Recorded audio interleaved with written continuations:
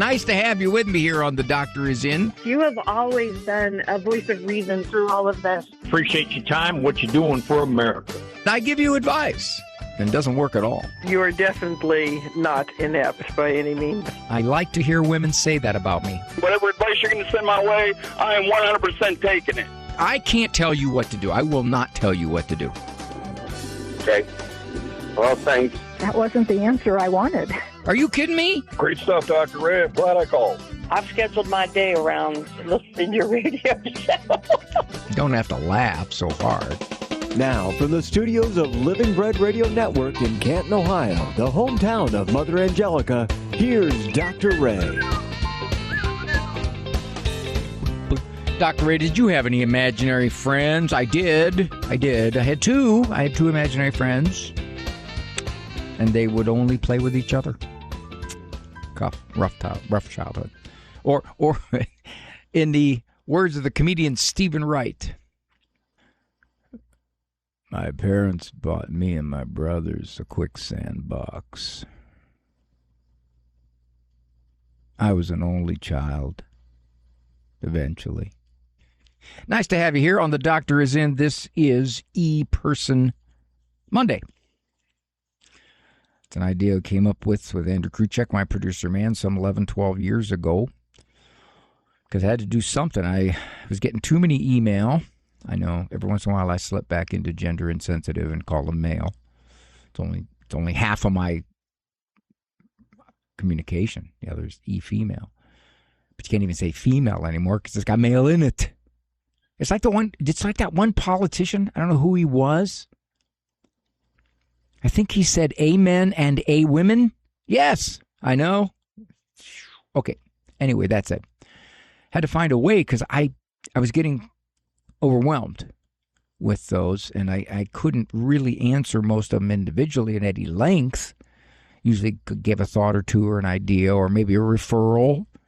Or people would ask something like, have you ever read this book? Or what's your latest book on this? Or what book would you suggest? Okay, so we get those. Those are easy enough to answer. And I still do try to get some kind of response to almost all of them. Except the ones that are really nasty. I really, if I get an email that's nasty, I don't generally respond to it. But that said, so we found this day, this Mondays, usually Mondays. Sometimes we do a call-in show on a Monday, because believe it or not, some people, that's the only day they have free. And we notice that. We know there's generally a nice little line of calls. But that said, E-Person Monday is just to take on. I used to say tackle, but that, again, that's just so toxic masculinity, tackle. And target your emails, not that again. So I just address, approach, respond to much more sensitive and neutral verbiage. Somebody asked me, what was one of my bigger frustrations as a parent when your kids were younger? I'm not thinking about that. They'll say, was it discipline? No, not so much. I felt pretty confident and comfortable with my discipline. That wasn't it. And I realized little kids do all kinds of little kids things. I just expect it. Was it lack of sleep? Yeah, that only happened kind of early on in our infants' lives. Was it the bickering among the siblings? We took care of that. We had zero tolerance rule for nastiness to a sibling or any kind of mistreatment of sibling. There would be consequences as immediate as they could be if we could figure out who did what to whom, when, where, and how much. And I figured out what it is. One of my biggest frustrations as a young father. Having to listen to little kid jokes. Now, when kids get old enough, say roughly age 5, 6, to start concocting their own jokes, that's the worst. They're not even very good at telling other jokes. And typically they select jokes that aren't very funny. And knock-knock jokes are the worst because every little kid thinks they can concoct a new knock-knock joke that's funny. Daddy. Yeah, Sammy. What? What's that, son? I got a joke. The words are just, I quiver. I quiver when I hear I got a joke. The implication is, Daddy, you got to stop what you're doing. Completely, totally, whatever you're doing. Even if you're underneath a 250-pound barbell, you got to stop. You got to hold the barbell there. I had a joke. Okay, Sammy, what you got for me?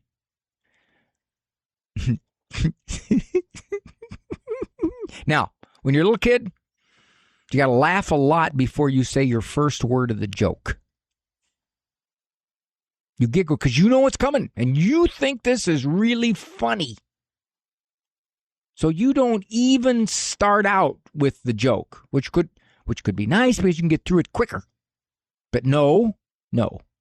The actual wording of a little kid joke is probably about 14, 15 seconds.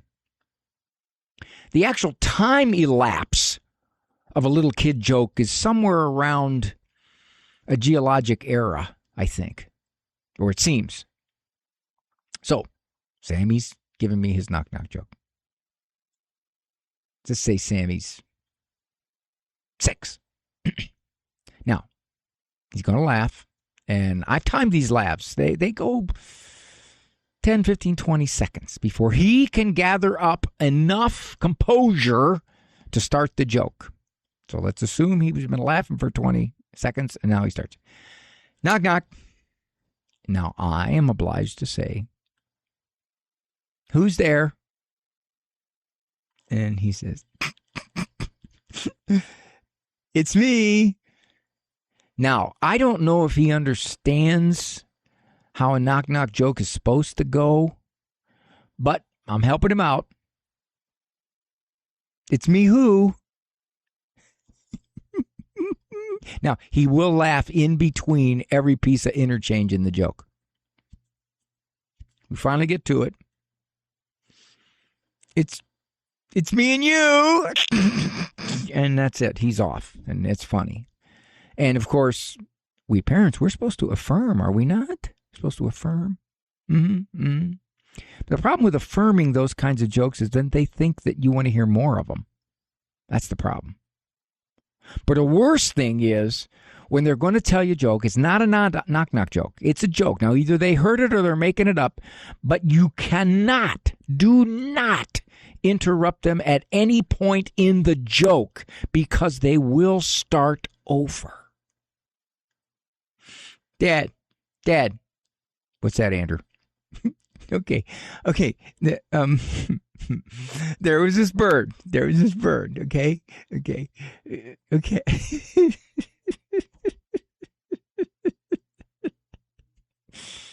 Andrew. Okay, go ahead, son. Go ahead. Okay. Now, see, I interrupted him. I encouraged him to move forward. He's going to start over. There is this bird. And it was the baby bird. And he had a mommy bird. Okay. In this case, a bird and a mommy bird. And his. Okay. Okay, Andrew, go ahead. I blew it again. Now he's gone back to the beginning.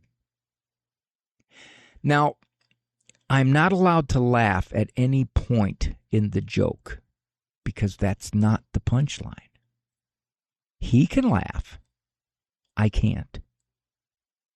So he meanders his way through the joke. I make sure I don't interrupt. Now, all the while, this 250-pound barbell is sitting on my chest because I can't get it off. My spotter is not there. My spotter left me as soon as my son came in and started to tell his joke. He said, I'll be back. I said, wait a minute, I got this bar on me. He goes, I'll be back. So I guess I would say that is probably one of my peak frustrations as a young father. Listening to little kid jokes. I don't even know if you could use the word joke, could you? That'd be stretching it. I'm Dr. Ray.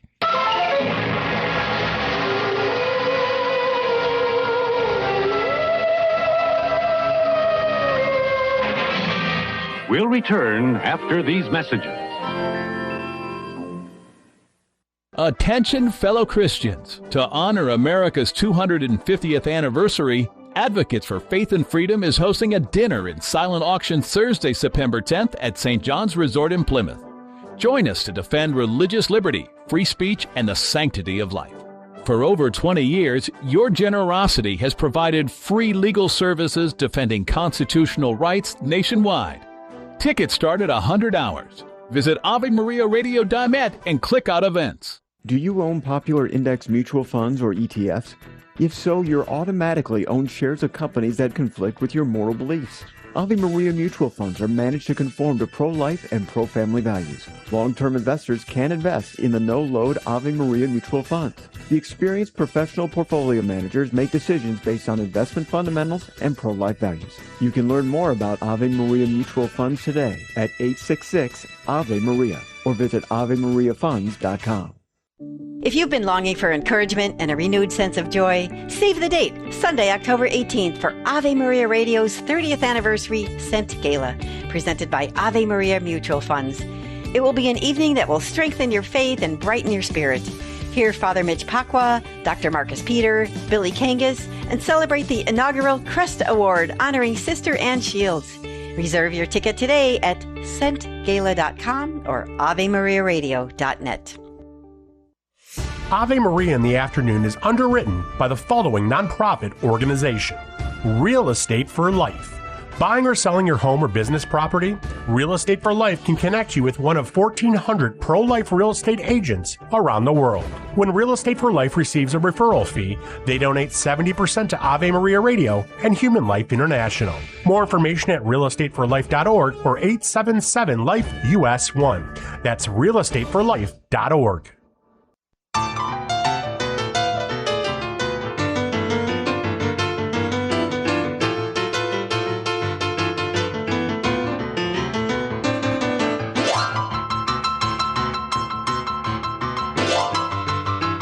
Thank you for joining me here on The Doctor Is In. Dr. Ray Guarendi.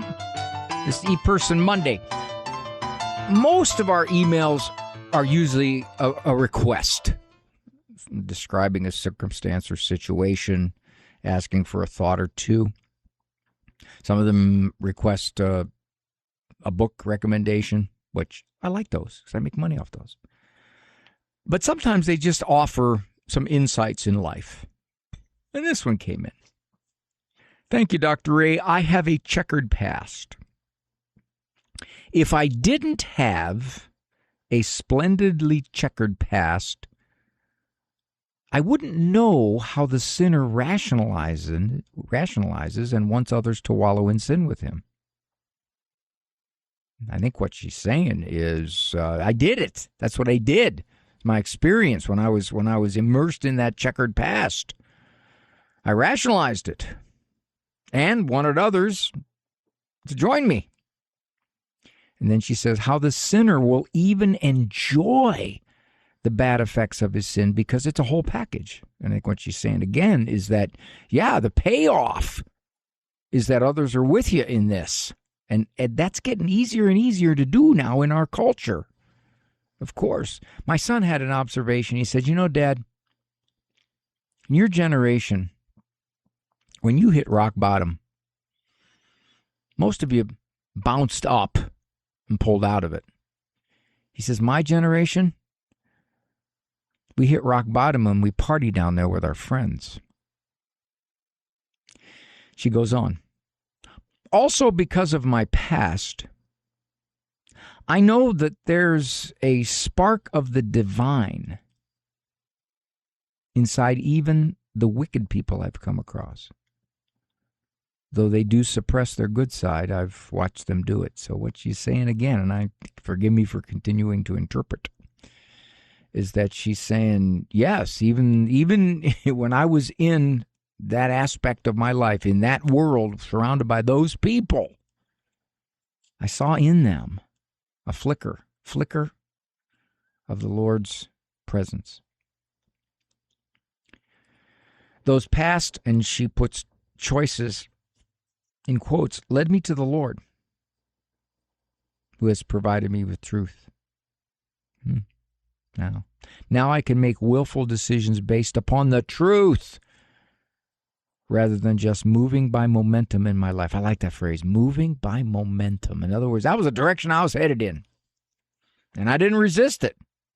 I just went with the flow downstream, heading worse into muckier and deeper water. My focus now is on my 4 children, my grandchildren, and the arts. I can provide for my vision because of the order God has provided in my mind. It's my past that informed my conversion and prepared me to adopt the Lord's charitable heart.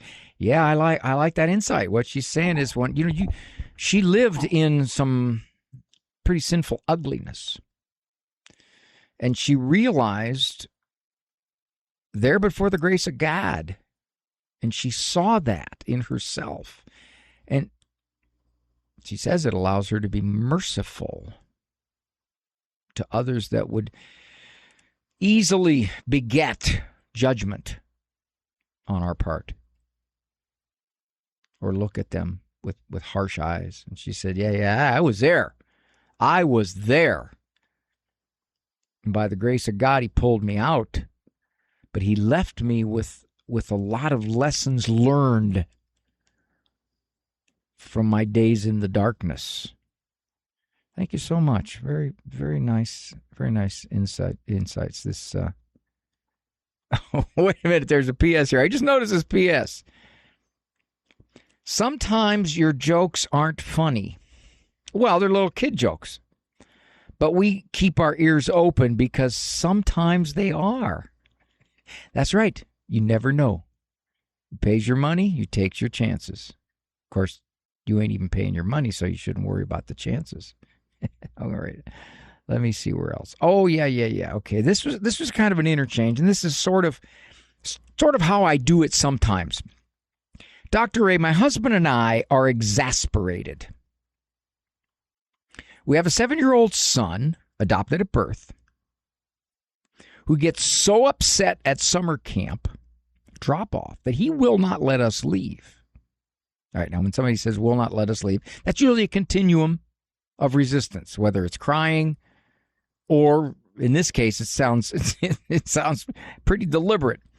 He holds on to our arms, chases after us, sobs and sobs. We've tried everything. Different parent doing the drop-off, getting camp counselors or his friends to distract him, talking to him, etc. Nothing works. Camp counselors have to physically restrain him so we can leave. We feel awful. Well, you feel awful because you think you're damaging his psyche, which in all likelihood you're probably not. He's incredibly distressed that you're leaving. But, and then you'll see an answer that I gave here above, and then I found out why my answer doesn't work. We tend to see this distress in a child on a situation that they have to endure as a question. Are we causing some kind of emotional harm here? Where will this reverberate? Okay. He is happy during the day there. Well, that's good. See, he adjusts. The sight of mom and dad leaving throws him over the edge.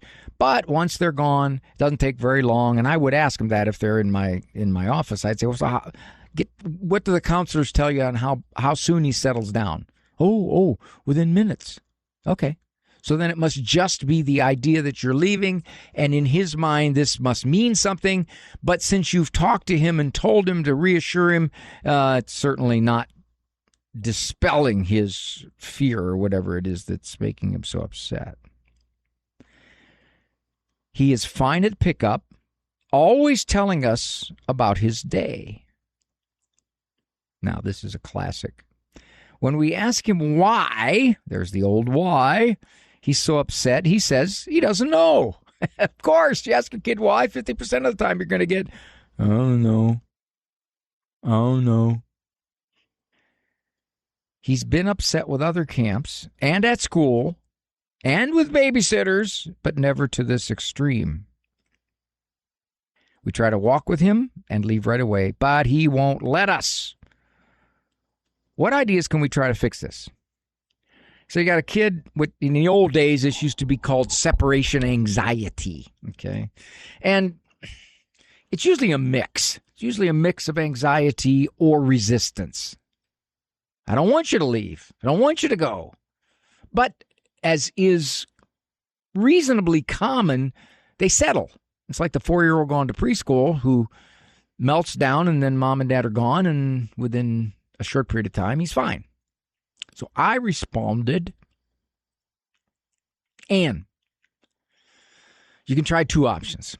And again, this is just a couple of suggestions. Obviously, I can't go into a treatise on this. 1, give him a quick kiss, and he will calm down. Give him a quick kiss and leave, knowing he's going to be upset, and knowing that he will calm down in a matter of time and over several visits. Also, you can discipline him when he gets home for creating such an ugly scene. Or 2, as soon as he starts to resist, you can bring him back home and tell him that all privileges are gone until he attempts to go back to summer camp tomorrow. Well, that would make sense. Now, here's why I was wrong. Thank you so much for your reply. How do we leave him when he won't let go of us and chases after us? Well, obviously, you said the counselors hold him. They restrain him from doing this. And I don't particularly see a problem with that. I mean, they're not putting a chokehold on him. They're just simply holding him. Now, it feels so awful to do that to him. Well, in a way, you're not completely responsible for doing that to him because he is the one who is doing that to him. But we don't know any other way. He actually, and this is where I was wrong, I said, okay, fine, bring him home, and then no privileges at all until he goes back to camp. Camp is the key to privileges. He actually would be happy not to go to camp and would be willing to give up all privileges. Well, no, he wouldn't, Mom. Yeah, maybe for a couple of days. But this is not going to be an enduring kind of response. And here it is. And my husband and I both have to work. Okay, so he has to go to camp. All right, they both have to work. I like the idea of once they leave, once he's been kept from chasing them, I like the idea of when he comes home, there will be consequences. That was an ugly scene, and one might say, but Dr. Ray, he's anxious, he's distressed. Yes, maybe. We still can't separate all that out, but let's assume he is. That isn't a reason to be so ugly. You can quietly sob. It does sound like there is a bit of a temper eruption in this. Clinging, chasing. One might say, but Dr. Ray, anxiety makes you do these things. Well, that's one thing about anxiety. It can make you feel crazy. It can't make you act crazy. And he's acting very disruptive. I do believe that this would be fixed if they said, okay, you create a scene, here's what's going to happen when you get home. Now, Mom's convinced that he's willing to give up all privileges. And parents will say that. No. It doesn't matter. It doesn't matter what we do. He'll accept it. Short term he might. Not long term.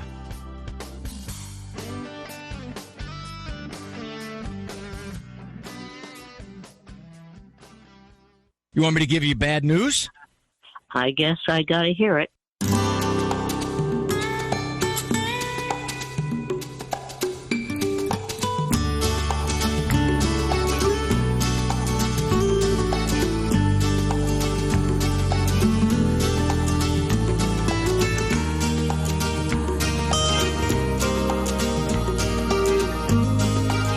Well, every once in a while I do get one of these.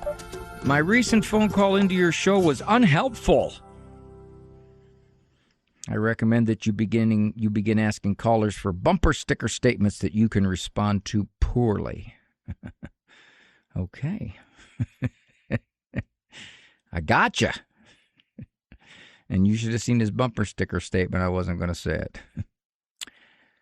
Dr. Ray, how should I talk to and encourage my 22-year-old daughter, now this is a mom asking this, to dress modestly, and how doing the opposite may attract others in a bad way? I think she doesn't intentionally dress this way, but I think she is influenced. Dr. Ray, I think you may have some advice about this since you have raised daughters yourself. Yeah, and I got to admit that we didn't allow him modest dressing, but once they were independent and out, we recognized there wasn't a whole lot we could do about it, which seems to be your situation. But you're asking, since she doesn't see, it sounds like you're saying, since she doesn't see what could be the male response to her dressing a certain way, but she's doing so because that's how she sees her peer group doing it, whether she has an active peer group in person or she just sees it through social media, which, by the way, social media has greatly expanded how many people that you can see think like you. Okay, that said, I would probably look for an opening. You always got to kind of look for an opening. And I would ask her, honey, how do you decide what clothes to wear? How do you decide how to dress? Well, I see what the fashions are, and I see how other people my age dress, and I think that's what you do. Do you see anything in how you dress that might make guys think poorly of you, or at the very least think thoughts you wouldn't want them to have? Do you see anything in that, in the way you dress? Well, I don't think I should be held responsible for what they think. Well, you're right there. You shouldn't be held responsible for what they think. But do you think that the way a young, attractive woman like yourself dresses would be part of why guys would come to conclusions about you? Or at the very least, if they're not coming to conclusions, they're going to be thinking things that you wouldn't want them to think. Now, it depends. As you say, Mom, you say she doesn't intentionally dress this way. Well, yes, she does. She intentionally does dress this way. What I think you're saying is that she doesn't dress this way to bring in thoughts that she is not aware of, or would be distressed if she knew what they were. So I think that's what you mean. So first step is, okay, tell me your thinking about the way you've decided to dress. And it's going to be most likely peer group. Secondly, bringing to her awareness that the way she dresses will elicit a certain kind of thinking, hopefully not acting, in young men especially, or almost any age man, actually. So it may be, Mom, that she is aware of this, but that she just doesn't see it as a particular problem. Okay, I'm going to have to go through the break on this one because it's going to be a step-by-step. Dr. Ray, I have a 7-year-old granddaughter who is severely frightened of dogs. We have a family member, and my kids have friends with dogs. She will tolerate the family member dog as long as it is on a leash. The friend's dog is unleashed. Therefore, she literally shakes, wants to hide, and will try to run away. Now, Is it the friend's dog of our writer, or is it one of her friend's dogs, parents' friend's dog? Because that comes down to the number of times she's going to be around this dog. She has never been bitten. However, when she was around 13 to 15 months old, while in her stroller, a dog came right up to her and barked in her face. Okay.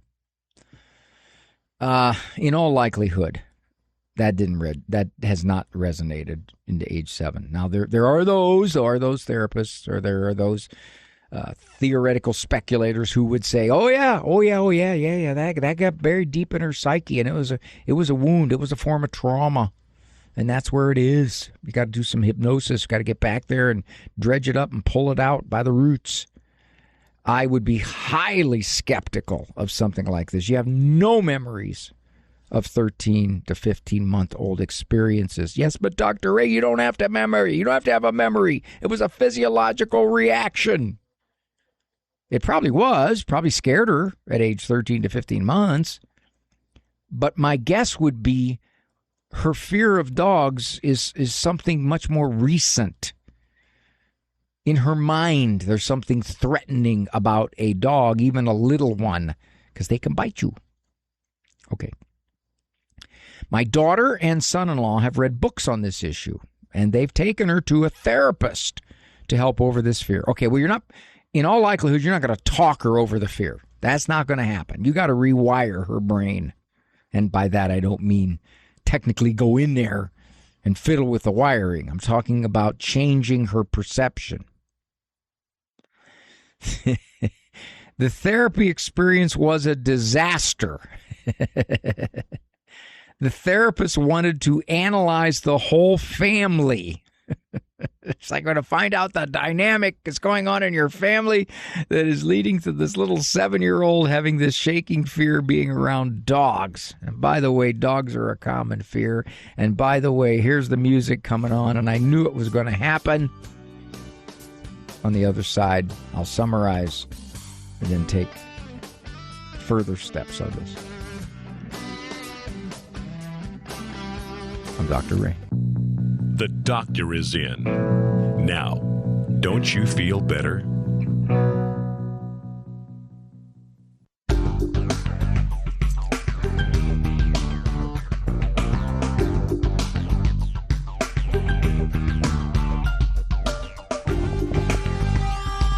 Dr. Ray, this came in. Are you into books? Oh yeah. Oh gosh, yeah. I as much as possible. Was it two nights ago? 2 nights ago. In one night, I finished a 196-page book. One night, and that is a lot of coloring. My wrist was sore. I knew this was going to happen. I did it anyway. Got a call from a grandfather regarding his 7-year-old granddaughter severely frightened of dogs. She's never been bitten, but he said that when she was somewhere around 13 to 15 months old, in the stroller, dog came right up to her and barked in her face. Now, of course, this raises the issue: is there some kind of intrapsychic, very deep trauma that is just gurgling and percolating down there? And not likely. Not likely at all. You look for a more recent kind of explanation. Now, she's never been bitten, so my guess would be, because keeping 13 to 15 months, you just have no reverberating memory. Nothing. It's gone. What do you remember prior to age 2? Dr. A, it's not what you remember. It's what your subconscious mind remembers. Yeah, well, that's a lot of theory here. And there's no way to get to that. It's pure speculation, and it's unlikely speculation. So, parents are wondering, okay, we've got to help this young lady out. And he says, my daughter and son-in-law have read books on this issue. Well, if they've read books on this issue, there's no doubt in my mind they've come across what I'm about to recommend. Let's see what else. They took her to a therapist. Now, talk therapy, by and large, with a 7-year-old fear, is not real helpful. He says, let me see where we're at here. This was a disaster. The therapist wanted to analyze the whole family. Why? What did the therapist see going on in this family? I mean, obviously there could be bad dynamics there. I mean, Grandpa's not saying anything like that. Maybe the therapist uncovered some stuff that was like, whoa, what's happening here? That could be. But the parents, they quickly pulled out of it, so I don't know. Okay. They've been working with her. Okay, wait a minute, where are we at here now? Both parents have spoken with her about her fear, and she says, and this goes with what I had speculated, she says that dogs have big teeth and they can hurt her. And I've commented a number of times regarding these letters, which is I pull them aside for a future show, and I forget exactly where the letter goes. And in the letter, I speculate, I make comments after 2 or 3 sentences usually. And in this case, I said, that was before the break and you probably weren't listening, I said that she's probably in her mind conjured up why dogs are threatening. What is it about dogs? Even the little ones, I said, they can bite. And she said, well, I'll repeat it again, dogs have big teeth and can hurt her. Now, the parents have been working with her to reassure her that they won't let anything happen. That's good, but that probably wouldn't be sufficient to conquer this fear. Now, here's where they're getting close to. Yeah, I'm not sure I agree with the daughter. Sorry, I'm reading ahead. The parents are currently taking her to the county dog pond to get her used to dogs. Okay, all right. Now, that would be an example of what therapists call implosion. Implosion is a therapy that was put together by some professorial type in the university setting. An implosion, let me give you an example of implosion. Somebody afraid of spiders, and they come across a big nest of spiders, and we're hoping these are not in any way poisonous spiders or can hurt you sickness-wise. And they go right up to that whole nest. And so if you can endure over time being near a nest of spiders, then a single spider is not going to scare you that much in the future. All right, so they're bringing her around a whole bunch of dogs. However, my daughter thinks this causes a false sense of security. Okay, what I think the daughter is saying is that we're there, the dogs are in their cages, so they're not threatening. Well, that's okay, because that's a first step. That's a first step to what you're going to have to do to deal with this, which is graded exposure. That's how you do it. Little by little. Maybe you expose her to a very small dog with you there, and the dog is 20 feet away, and you're both going to sit there until she gets to the point where she's not so upset and anxious anymore. It's kind of just sort of fades away. And it will, because adrenaline can't last forever. Little by little, maybe you approach closer to the dog, or you expose her to slightly bigger dogs. And come on, even, many of you listening even know that the big dogs make you a little ill at ease, right? The little ones, maybe not. But the big ones, yeah, they can be scary. They can be intimidating. All right, so there's a certain element of fear, but it really does come down to how that fear paralyzes you. Your uncle has a 115-pound German Shepherd, and you don't want to go there when that shepherd is in the kitchen. But if he puts the dog downstairs and shuts the door while you're there, and you're still heavily anxious, then now that's moving into a phobia. Now your freedom is really being curtailed. All right. So the parents are looking at a place for assisted dogs or therapy dogs where she can be around them without them barking and jumping and pretty calm. They have an appointment next week to see a therapist that does assistance dogs. Do you have any recommendations? Yeah, of course. Gradual exposure. And with little kids, it's particularly helpful if the parent's there. Little by little, you expose her to dogs. You let the anxiety calm down until she's able. She'll report no anxiety. Now you say, well, Dr. Ray, come on, how many steps you're going to have to take? Well, that depends on the kid. Depends on the dog. Depends upon what you have available to you.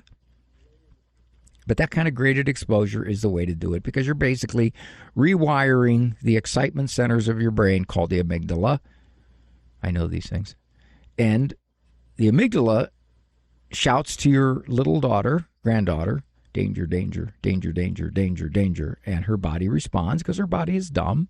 Body does what the amygdala tells it. The amygdala is unthinking. And you try to calm her down, but that's because in the cortex, which is the thinking part of the brain, there's not as many connections going to the amygdala as there is from the amygdala to the cortex. So the amygdala overpowers. So no matter how much you reason with her, it doesn't generally conquer the fear. It can with adults when they realize the fear is extremely ridiculous, and they can kind of expose themselves to the fear and realize this is irrational, there's nothing dangerous here, etc. Like an elevator or an escalator or even flying, to tell you the truth.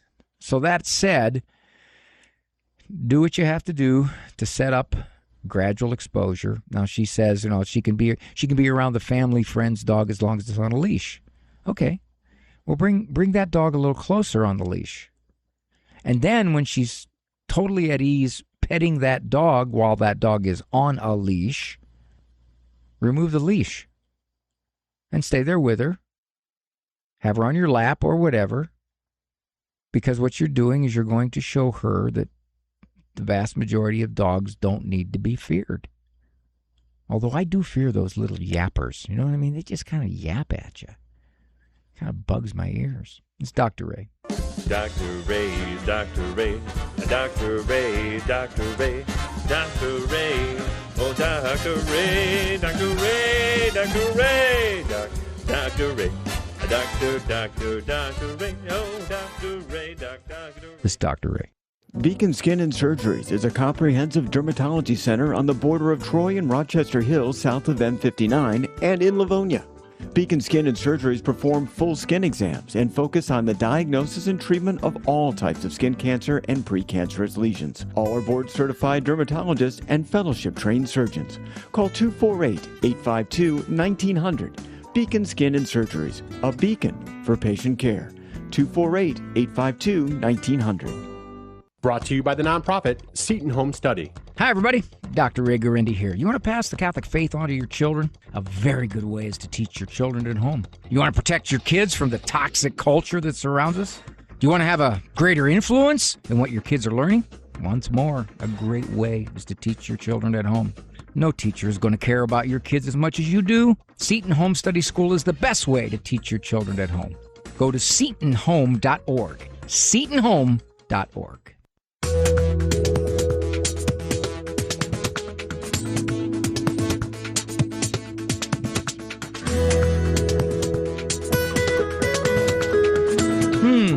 I don't know the answer to this. I should have asked Father Larry. I've been talking to him, and I forgot about this.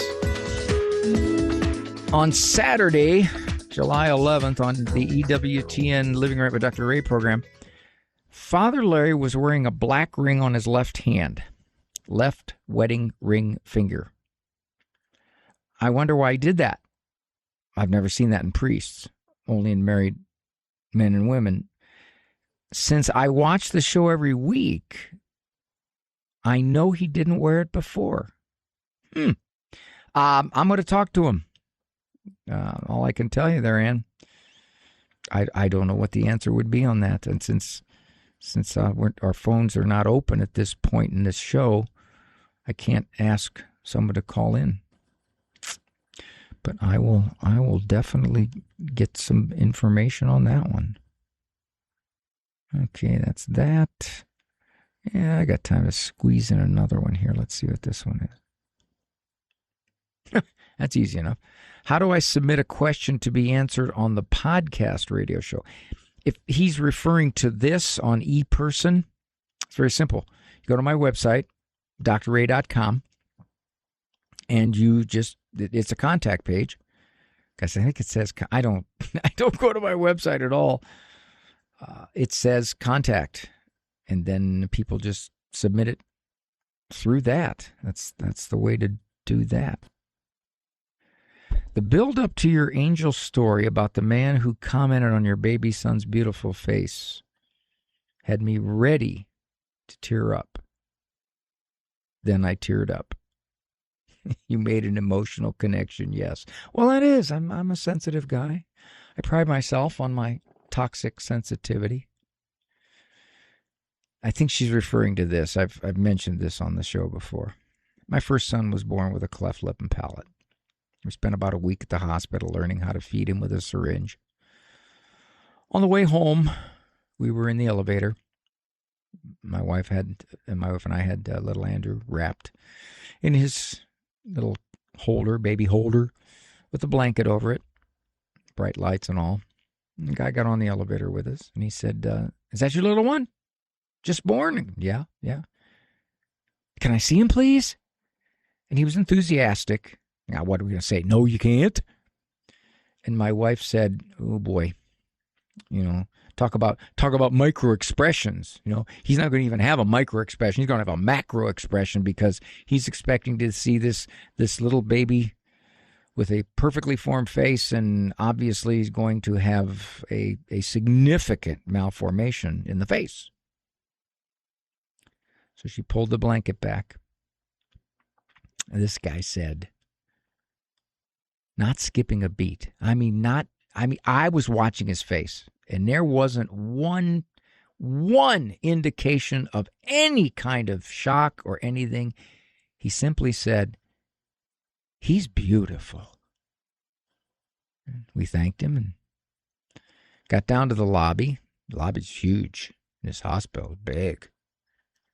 He went off first, and we picked up the car seat, got off. He was gone. I don't know where he went. I looked in both directions. That lobby's big. We didn't stay on that elevator. Just the time it took us to kind of put the blanket back on, pick little Andrew up, and head out, he was gone. Now, I'm not one, generally, who sees God's deliberate action like that in my life regularly. So I'm not quick to say that was an angel. I'm not quick to say that was a message from our Lord somehow. Could have been. Definitely could have been. Reminding us, because we were scared young parents. That was our first child, and he was being adopted, and we were scared. Scared's too strong a word. We were a bit anxious what the future held for little Andrew, all of his operations, and the fact that, that for a while it's not going to be a normal-looking little baby boy, and how would people react, and what would they say, and all of that. I didn't really care, but it was percolating for me, and probably more so for my wife. And that guy just beautifully said, "He's beautiful." And it wasn't a put on. It came so naturally. All righty. Well, I thank you for joining me here on The Doctor Is In on this ePerson Monday. My producer, Andrew Kruchek, and you as my listening guests. Consider it a privilege to have the chance to be with you. Walk with God. Now that's a beautiful walk.